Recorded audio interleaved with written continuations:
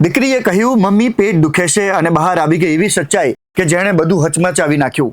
જેને પિતા કહેતા હતા એણે જ એક નહીં પણ બે દીકરીઓને ગર્ભવતી કરી દીધી, અને આ ઘટના આપણા ગુજરાતમાં જ બની છે. આવી ઘટનાઓ અટકાવવા માટે હવે મૌન નહીં, અવાજ ઉઠાવવો પડશે. નમસ્કાર, આપની સાથે હું સદ્દામ, આપ જોઈ રહ્યા છો યોર ન્યૂઝ.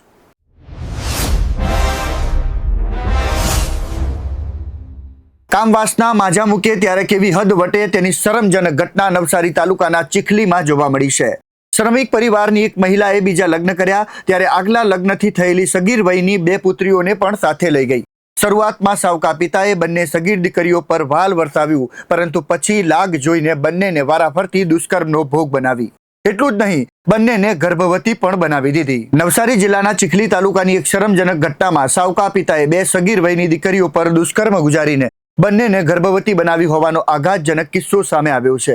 નાની દીકરીએ પેટમાં દુખાવો થતો હોવાની ફરિયાદ કરી ત્યારે સાવકા બાપનું આ કરતૂત હોવાનો ભાંડો ફૂટ્યો. સાવકો પિતા બંને સગીર વયની દીકરીઓને જંગલમાં લાકડા કાપવાના બહાને રાત્રે માતા સૂઈ જાય પછી ઝૂંપડીની બહાર પરસાળમાં ખેંચી જઈને દુષ્કર્મ આચરતો હતો. બંને દીકરીઓને તે મારવાની અને ભૂખ્યા રાખવાની ધમકી આપીને ચૂપ રહેવાની ફરજ પાડતો હતો. મોટી દીકરી સાથે દુષ્કર્મ થતું નાની દીકરી જોઈ ગઈ પછી નરાધમે નાની દીકરીને પણ દુષ્કર્મનો ભોગ બનાવવાનું શરૂ કર્યું હતું.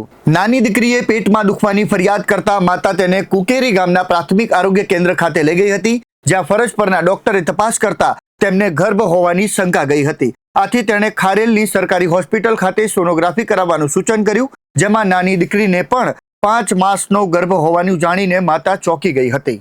આઘાતથી સ્તબ્ધ થઈ ગયેલી માતાએ ઘરે રહેલી મોટી દીકરીને ફોન કર્યો ત્યારે ખબર પડી કે એ પણ ચોધાર આંસુએ રડી રહી છે. આથી ઘરે જઈને તેણે મોટી દીકરીને પૂછપરછ કરી તો જાણવા મળ્યું કે તને પણ પેટમાં દુખાવો થઈ રહ્યો છે.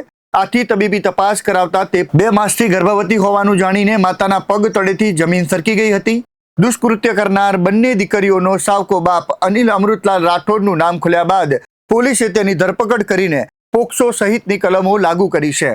ઘટનાની ગંભીરતા જોતા જિલ્લા પોલીસ વડાએ ઝડપી તપાસનો આદેશ કર્યો છે. સવાલ એ છે કે સમાજમાં આવી હેવાનિયત સામે દીકરીઓ કેટલી સુરક્ષિત છે?